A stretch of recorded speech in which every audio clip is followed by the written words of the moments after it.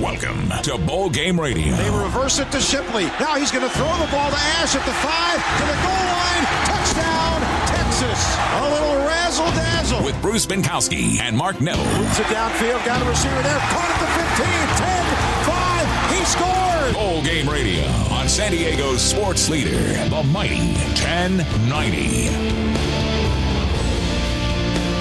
Hello, everybody, and thanks again for tuning in to another broadcast of Bowl Game Radio right here on the Mighty 1090. I'm Bruce Binkowski. And I'm Mark Neville, and we're nearing the end of the 2014 college football season. Thank you for joining us again as we eagerly look forward to San Diego's postseason college football bowl games, the National University Holiday Bowl, and the San Diego County Credit Union Poinsettia Bowl. Now, we're here for the next hour, and we're going to talk about potential matchups in our two games, a visit with our great title sponsor, San Diego County Credit Union, and finally, a chat with the victorious quarterback of the 1984 National Championship game played right here in San Diego at the Holiday Bowl when BYU defeated New Michigan 30 years ago. That happened. And this really is an exciting year for San Diego's bowl games and college football in general. The college football playoff rankings are in the fourth week, and after a big weekend in college football, the controversy and discussion continues.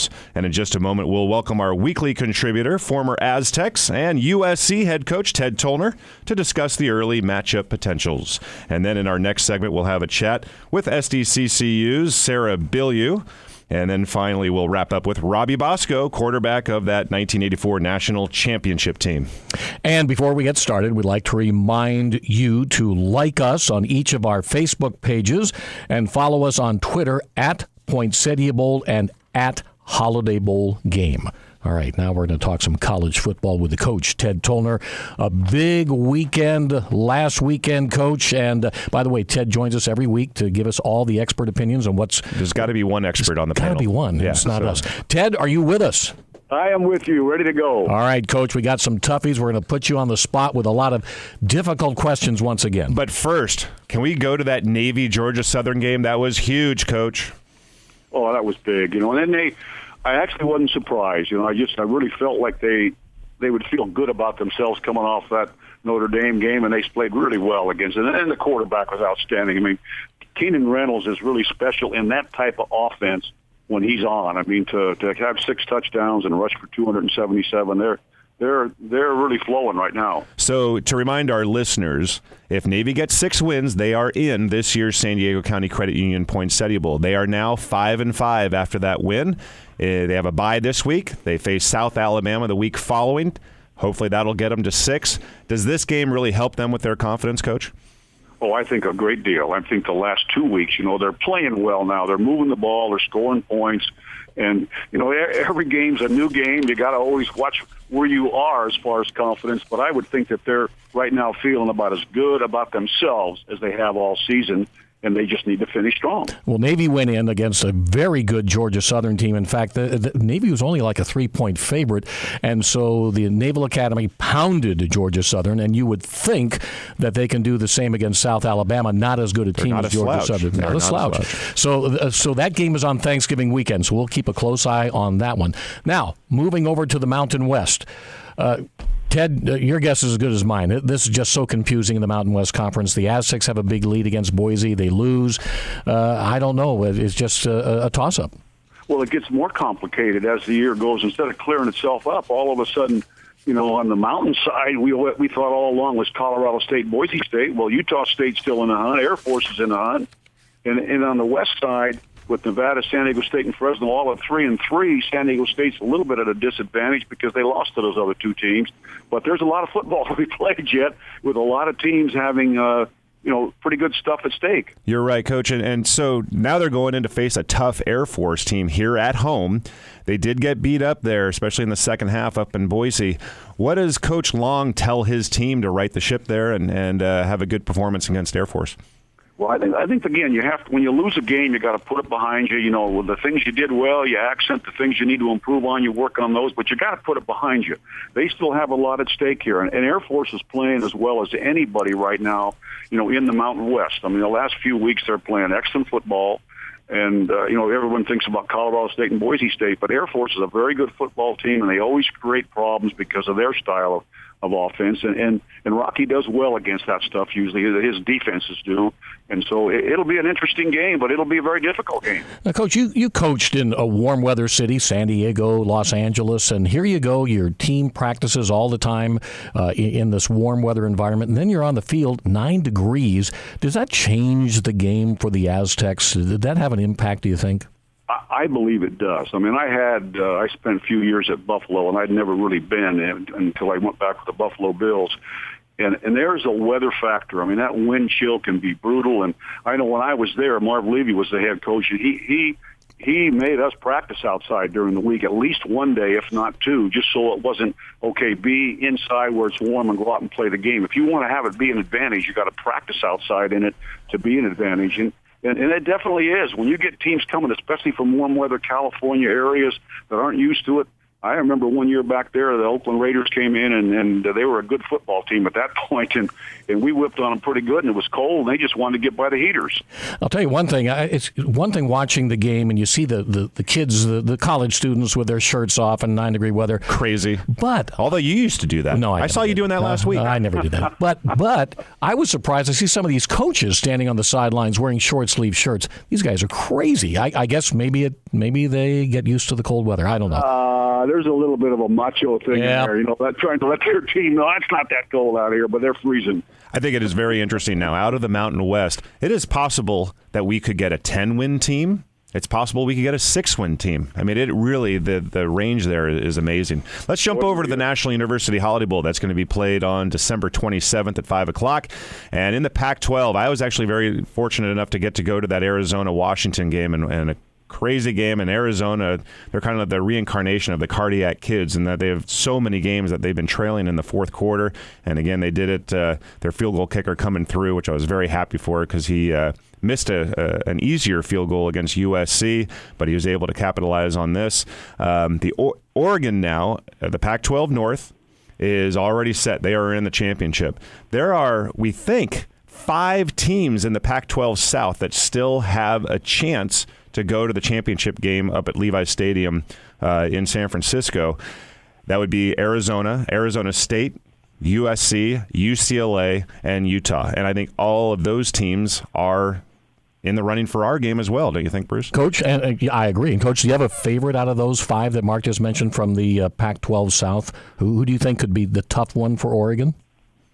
Well, it's hard to say right now. I really don't. I mean, it'll come down to I think the SC UCLA game and the Arizona State game. But I believe the best team, and maybe I'm a little bit biased, will be the winner of the SC UCLA game.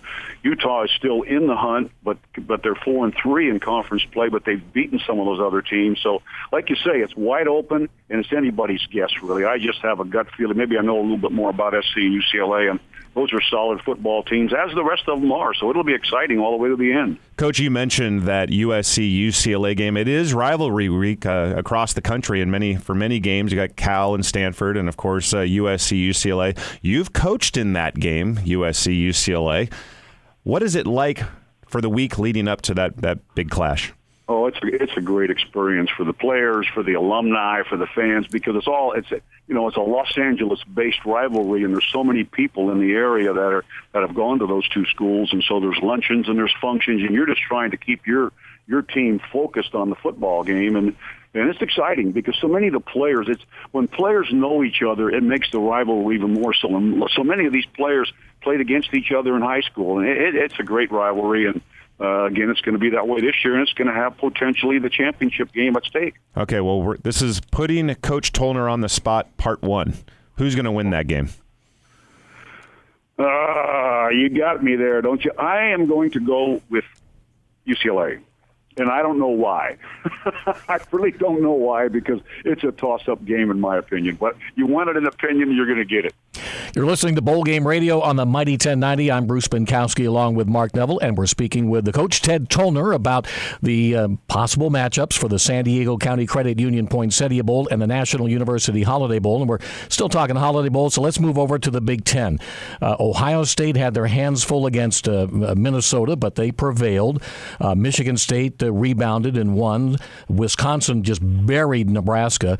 So we're in a situation where, as we've talked about for the last several weeks, we just don't know who's coming out of the Big Ten. However, were you impressed, Coach, with Wisconsin's win over Nebraska, at least the size of it? Very much so. I really think they're playing as good a football as anybody, in the entire Big Ten, even though Ohio State has the inside edge and will represent the East. But in that group of four in the West that are in it that you mentioned, Wisconsin's playing the best football right now. And this week is going to be big. I mean, Wisconsin plays Iowa, which will eliminate one of them, and Nebraska plays Minnesota. So, I mean, the four teams that are in it are playing each other. So the way the schedule is, it gets down to the end. The teams that are in contention get to prove which one is the best by beating them head-to-head. And if I were to guess for the National University Holiday Bowl, and again, this is totally a guess on my part, but I think our final four candidates to meet the Pac-12 team is Wisconsin, Nebraska, Iowa, and Minnesota. Good choices, too, I believe. I mean, good football teams with good records, and we'll see how they finish. And Minnesota, I think, impressed a lot of people, hanging tight, had a chance to win against Ohio State. Do you think Minnesota is legitimately a very, very good team and have a chance to win the conference? I was impressed. I think it'll be a long shot for them to win the conference. I do. I thought they played extremely well. They looked to me like a little bit of an overachieving team. I mean, I saw more speed and more athleticism from Ohio State, but in the end of the game, it was only an 8-point or whatever it was, a difference, and they just hung in there and kept playing. But it looked like Ohio State was more talented than Minnesota. But Minnesota finds a way to be competitive. Is Minnesota going into the Lions' Den here? Now they got to go to Lincoln, Nebraska, play Nebraska after getting crushed last week. Is that a dangerous time to be going there? Sure it is. I mean, Nebraska's going to be extremely upset. I mean, they were embarrassed. I mean, they were kind of the leaders in everybody's mind to win the West, and Wisconsin comes in there and really flattens them. So, it'll be an exciting game. I think, again, what I see of watching the games is Nebraska is a little more talented than Minnesota, but who knows? They're going to go in there, and every game is winnable, especially if you got a team that's playing at the top of their level like Minnesota seems to be. Well, Coach, here we are in mid-November, and I think after the end of this interview, we've determined we still don't have a clue no, we don't. Who's going to play in either one of our games. And a reminder to our listeners, the San Diego County Credit Union Poinsettia Bowl is Tuesday, December the 23rd, 6:30 p.m. kickoff. A bowl-eligible Navy against a team from the Mountain West. Then 4 days later, the National University Holiday Bowl, December the 27th, 5 o'clock kickoff, Pac-12, Big Ten, and we won't know anything until early December. That's exciting. That's fun that way. All right. Well, thank you very much, Coach. And we're up against a break here, so we'll take one. And when we come back, we're going to talk with San Diego County Credit Union's Sarah Bilyeu. So stick around for that. You're listening to Bowl Game Radio on the San Diego Bowl Game Media Network and the Mighty 1090.